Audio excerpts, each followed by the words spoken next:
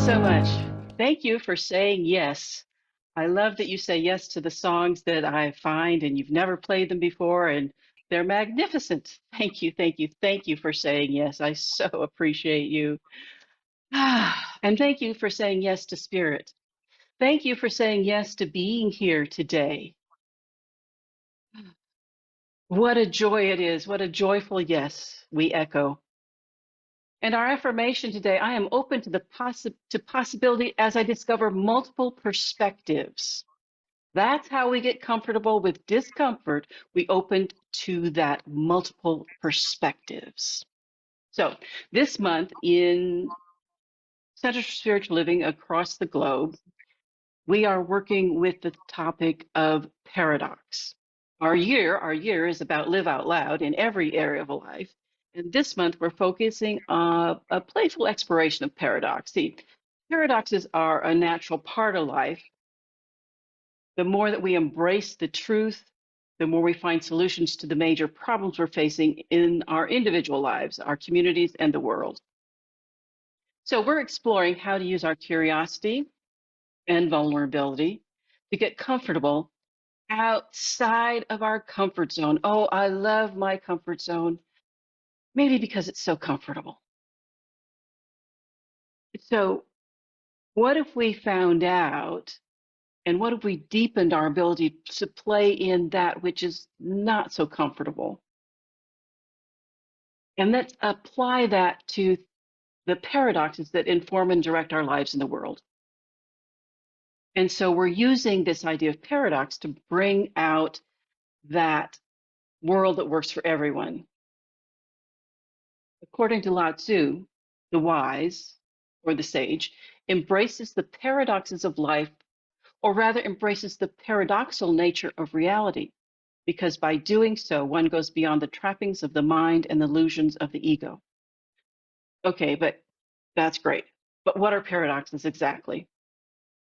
And why is it a good thing to embrace them in our life? Well, as I understand it, paradox is like a sentence that includes two or more seemingly irreconcilable concepts.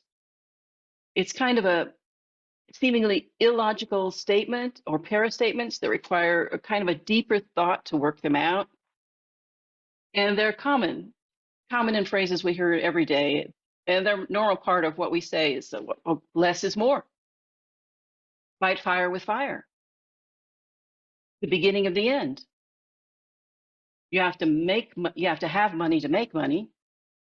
Oh, and of course, there's the whole paradox of getting your first job. You need experience, but you have to take your first job to get experience. So how are you going to get the experience that you need to work?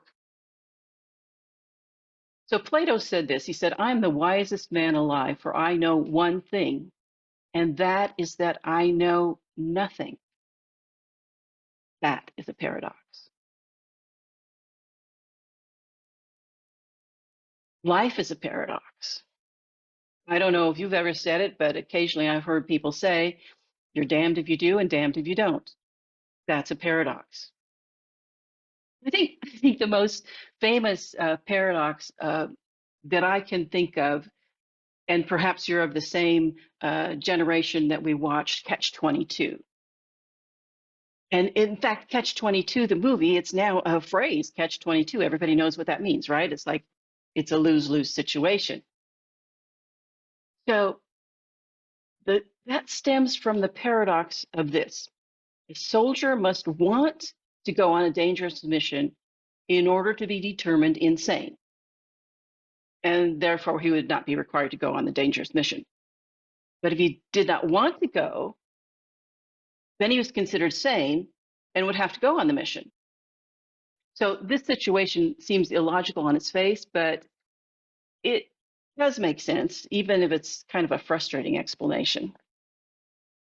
See, when we try to understand a paradox with our left brain, logical thinking, and with our conventional understanding of how the world usually works, we end up at a loss. It just doesn't make logical sense. So the paradox allows us to make a leap forward beyond our limited view of the world, and it gets us to some of the deeper meanings of life. So here's the question. Do you find yourself attached to certain beliefs, ideas, and perspectives? Is there a wrong way and a right way of doing things? And what if there was a third way? What if there was a third way? Let's see, what would happen then?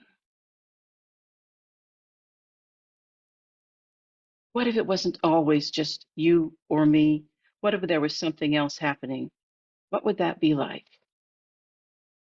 What would it be like if it wasn't just black and white, if there were shades of gray? So, for example, I'm thinking, what would it be like if I just didn't insist on my way? If I thought, well, maybe there's a possibility that a different way would be good as well, what would that be like? What would it be like? So, as we continue in this paradox, it's important that we look at the polarities that exist in our life. So, my way or the highway, so to speak. Or if you don't play my game, I'm taking my toys and going home. I used to be really, really good at that. Yes. Yeah. Okay. So, attachment to one perspective or another causes suffering. So, we know that if we're attached to something, then that becomes our driving force, and it causes suffering, maybe not only to us, but to other people as well. So we have to be able to understand, to remain open to alternate perspectives, and find that third way that encompasses the positive benefits of all aspects of a seeming polarity. Jim Collins wrote a book, Beyond Entrepreneurship. And he says this, he says, builders of greatness are comfortable with paradox. They don't oppress themselves with a tyranny of or, which pushes people to believe that things must be either A or B, but not both. Instead, they liberate themselves with the genius of the and.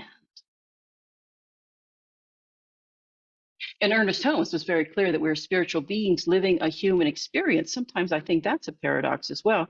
We get caught up in seeing from only one perspective, either the human experience or the spiritual experience, and we don't see, we miss what is really going on. And so if we're, for example, we're so focused on oneness and the big picture that we forget to reach out and love and support one another, then we're not embracing the totality of our humanity.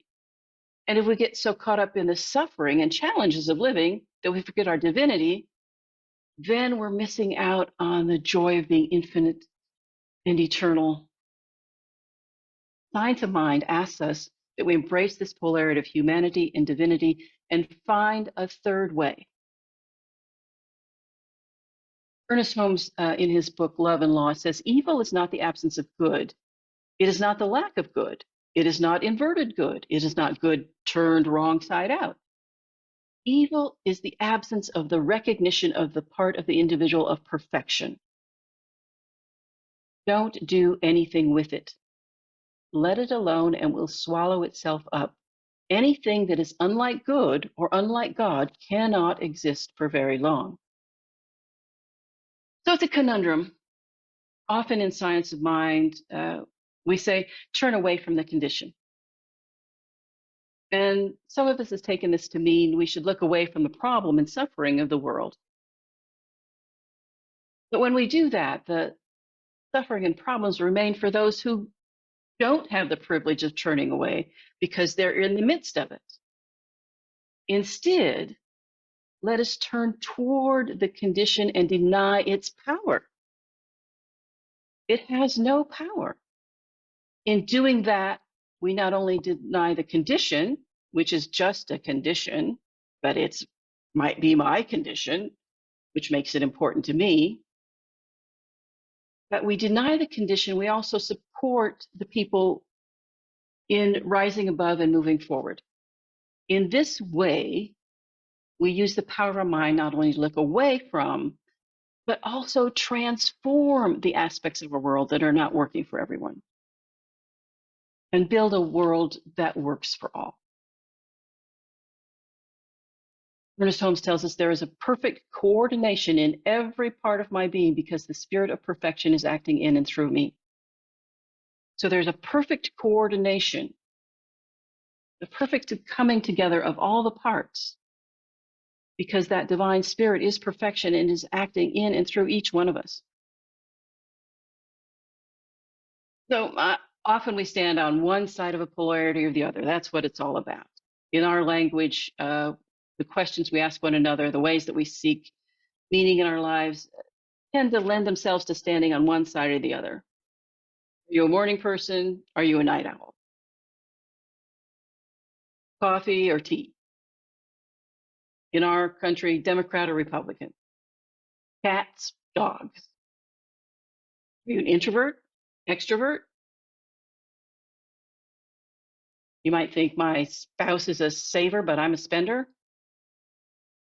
Or I'm a big picture person, but my boss focuses in on the details. Our entire society is based on picking a side, even when you don't fit one of the sides. And then, of course, once you've chosen your side, whether it's a preference, a belief system, a way of thinking, we begin to see only the benefits of our side and only the defects of the other side. So when we have this polarity going on, then that is why we get into major debates and you don't get to the yes. You don't get to the yes, you stay stuck. So in being comfortable in my discomfort, I have to move to the yes. And it may not be one way or the other. It may be a combination of both, or it may be something totally unthought of, unheard of at this point. See, because when we focus on one side or the other, we experience the effects of the overuse of that polarity. So, for example, if you don't have much to lose in it, like a dog or a cat person, okay, now I have a dog, I'm a dog person, now I have a cat, I'm a cat person, that's fine. But what about when we discover something that we identify with, that we've invested a lot of our time, our money, our energy, and then it becomes harder to shift our perspective? I don't know about you, but that's what happens to me. If I'm invested in something, I am not even going to look at the other side, much less listen to what they have to say. In fact, I don't even know that there is another side. I totally ignore it. But sometimes you come to the point in life, and I have done this, where it's not working anymore. Whatever I've identified with is not working for me. And whether it's politics or spiritual beliefs or cultural views, and then rather than opening to that vulnerability of being wrong, we double down on the side. It's like, well, I thought I was wrong, but I was wrong about being wrong. And we overly focus on the benefits of our side, even if we no longer experience those benefits. Oh, humans are amazing people, aren't we? So Brene Brown in Atlas of the Heart tells us, in these challenging moments of dissonance, we need to stay curious and resist choosing comfort over courage. It's brave to invite new information to the table and to sit with it and hear it out. And it's also rare these days. So rather than forcing ourselves into that single polarity or swinging back and forth between two sides, we have to find that third way. And this requires the vulnerability of looking at what is no longer working and seeing maybe some benefits of the side that we've pushed away. And changing our beliefs is challenging. I have labels for everything. I have ideas about who I am. I have an identity. And to find that middle ground that shows the benefits of both sides, this is the goal of the negotiator. The goal of the mediator is to get to that yes. Where can we agree? Oh, for example, I label myself as an introvert. But even as an introvert, guess what? I need y'all around me. Even though I get my strength and my power from being by myself, that would be no fun if it weren't for the rest of you. And same with extroverts. People who are extroverts, they need people around them, and they're always doing things and yes, yes, involved. And occasionally, even extroverts need some quiet time. So there is that kind of middle way, that middle ground. See, today we see mostly the either or in lots of aspects of life. And for generations, we've chosen between the paradoxes. Now to stand in this place where, you know what, we have got to get to the yes. We no longer get to choose between economic growth or taking care of people. We no longer get to choose between the technological advances or preserving the environment. We no longer get to choose those things between tearing our systems down or holding them up no matter what. We don't get to choose anymore because it's time for us to say yes. It's time for us to come to that third way where people can get along. Can you imagine? So we do see already, we begin to see in our world what is possible when we step out of our rigid ways. What can we do? Is there a yes that we can add?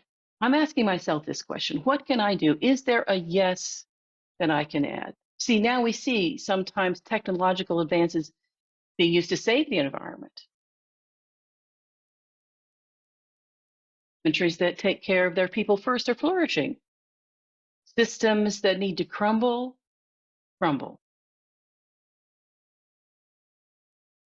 And society focuses on building up the systems that need to continue to stand better. Through all of the challenges and obstacles we see, we also find many examples of the third way being utilized. So Brian Emerson, in his book Navigating Polarities, says, standing in the third way is a practice. It relies on a way of being and doing that most of us were never taught. It requires self-awareness, conscious choice, courageous action. So as we continue to play with this paradox and polarity that come up in our lives, it's important that we hold gently our beliefs, ideas, and even identify where those things are working for us and where they're not working for us.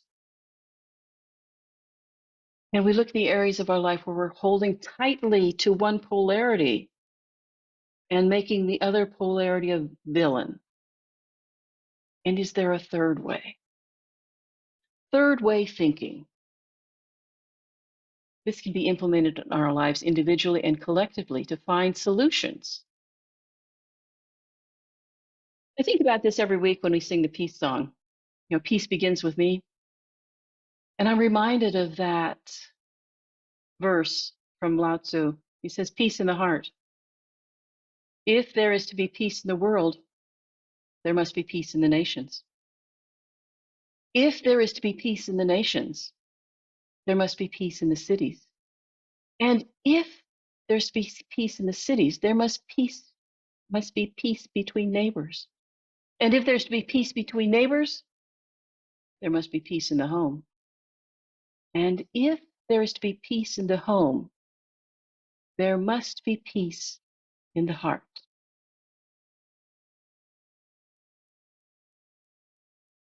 So it's up to each one of us to answer this call of paradox. Are we willing to let go of what we've always known to step into what we know is possible? Are we willing to embrace the pain of vulnerability and uncertainty and release the idea that pain and suffering go hand in hand?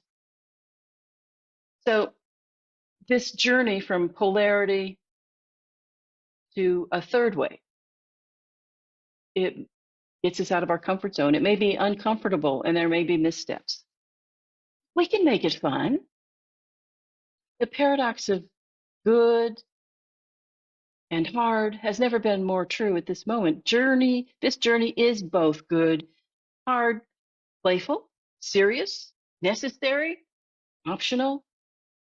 The very act of opening ourselves up to paradox is paradox itself. And we are always at choice. We are always at choice. So I leave you this quote from Ernest Holmes from This Thing Called You. Keep the doorway of your mind open, feeling, thinking, communing with this life, knowing that it fills you with light and with power. And so let's take that thought into our closing treatment today.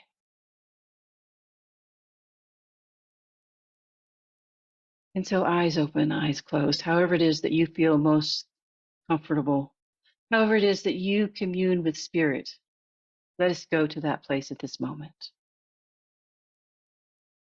And I start at the beginning for myself. I remind myself that there is one power, one presence, one infinite source, one divine mind, and that we are one in that. We are united in that. It is all the power. It is everywhere present. It is in every person, place, and situation. And it knows. It is that which knows that it knows.